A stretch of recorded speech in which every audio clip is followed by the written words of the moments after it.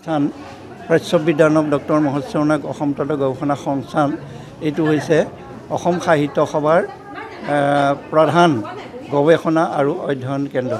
এই অধ্যয়ন কেন্দ্ৰত আমাৰ বৰ্তমানৰ কাৰ্যকালত আমি আজি 3খন গ্ৰন্থ আজি উন্মোচন কৰা হ'ল। 3জন বিশেষ ব্যক্তিয়ে ৰচনা কৰা দুখন অসমীয়াৰ পৰা ইংৰাজীলৈ অনুবাদ কৰিছে। তাৰে এখন আমাৰ নিজা গ্ৰন্থ আছিলে শংকৰী সাহিত্যৰ প্ৰাসংগিকতা।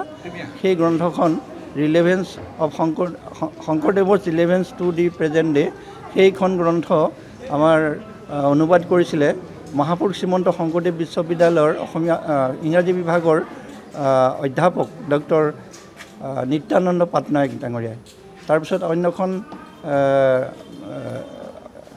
এখন চৰিততোলা গ্ৰন্থৰ পুৰণা কিতাপৰ সত্ৰৰ পৰা লিখা এখন গ্ৰন্থ সোণাৰাম শৰ্মা বুঢ়াভকতে লিখা শংকৰদেৱ মাধৱদেৱৰ চৰিত সম্পৰ্কে তেখেতে লিখা গ্ৰন্থখন বাহনা মহাবিদ্যালয়ৰ অৱসৰপ্ৰাপ্ত অধ্যাপিকা ডক্টৰ শান্তনা শইকীয়াই সেইখন ইংৰাজীত অনুবাদ কৰিছে, দি কাস্কেডিং মেলোডি অফ সত্ৰ ভইচেছ। আৰু তৃতীয়খন গ্ৰন্থ অসম সাহিত্য সভাৰ প্ৰাক্তন সভাপতি বীৰেন বৰকটকীৰ জীৱন আৰু সাহিত্যকৃতি বিষয়ক তেজপুৰৰ বংকিম বৰুৱাই সেইখন গ্ৰন্থ লিখিছে। সেইখন এখন বৰ ভাল গ্ৰন্থ। আজি সেই 3খন গ্ৰন্থ উন্মোচন হ'ল। আৰু ইয়াত মুখ্য অতিথি আছিল অসম সাহিত্য সভাৰ মাননীয় সভাপতি ডক্টৰ সূৰ্যকান্ত হাজৰিকা ডাঙৰীয়া। আৰু তাৰ বাহিৰেও আমাৰ কিতাপৰ পুৰণা কমলাবাৰী সত্ৰৰ বুঢ়াভকত পৰম শ্ৰদ্ধাৰ সোণাৰাম শৰ্মা বুঢ়াভকত উপস্থিত আছিল।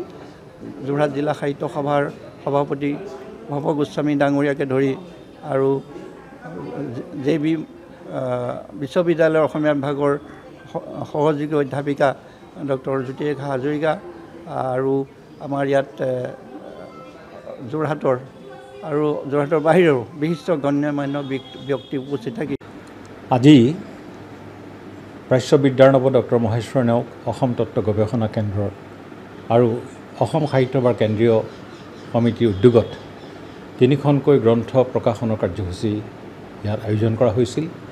আৰু 3খন কিতাপ গ্ৰন্থৰে বিশেষ বিশেষত্ব আছে। তাৰে এখন হ'ল আমাৰ পূৰ্বাপৰ প্ৰথা, চৰিততোলা প্ৰথা বুলি কয়, মহাপুৰুষ শ্ৰীমন্ত শংকৰদেৱ, শ্ৰী শ্ৰী মাধৱদেৱ আৰু অন্যান্য গুৰুসকলৰ জীৱনী সেইখিনি সময়ত যিধৰণে প্ৰচাৰ কৰিছিল ভক্ত সমাজৰ মাজত, সেই কথাখিনি মৌখিক ৰূপত আছিল।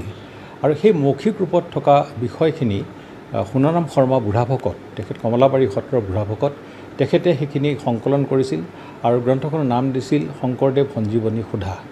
সেই গ্ৰন্থখনৰ আজি এটা ইংৰাজী অনুবাদ প্ৰকাশ হৈছে। গতিকে এই যে ইংৰাজী অনুবাদ প্ৰকাশ হ'ল, মই ভাবোঁ যে পৃথিৱীৰ সাহিত্য জগতৰ কাৰণে ই এক ব্যতিক্ৰমী প্ৰচেষ্টা। কাৰণ চৰিততোলা প্ৰথা যিটো আমাৰ অসমত প্ৰচলিত, তেনেধৰণৰ প্ৰথা পৃথিৱীৰ কোনোবা ঠাইত তেখেতসকলৰ গুৰুসকলৰ বিষয়ে কৰা আছেনে নাই আমাৰ জ্ঞাত নহয়। আৰু সম্ভৱ তেনেধৰণৰ প্ৰথা নাই।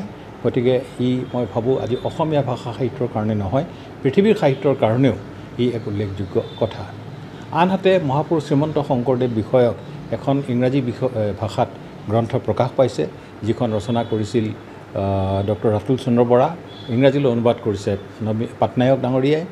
আৰু এখন গ্ৰন্থ আমাৰ অসমৰ এজন যশস্য পুৰোধা সাহিত্যিক, অসম সাহিত্য সভাৰ প্ৰাক্তন সভাপতি বীৰেন্দ্ৰ বৰকটকী, তেখেতৰ বিষয়ে এখন তেজপুৰৰ শ্ৰী বংকিম বৰুৱা তেখেতে প্ৰণয়ন কৰিছে আৰু সেইখন আজি ইয়াত উন্মোচন হৈছে। গতিকে অসম সাহিত্য সভাৰ এই যি অসম তত্ত্ব গৱেষণা সংস্থান, তাৰ যোগেদি প্ৰকাশিত এই গ্ৰন্থকেইখনে কেৱল অসম সাহিত্য সভাকে ধন্য কৰা নাই, আৰু বিভিন্ন প্ৰক্ৰিয়াৰে পৰোক্ষ আৰু প্ৰত্যক্ষ দুয়োভাগেৰে আমাৰ অসমবাসীক ধন্য কৰিছে।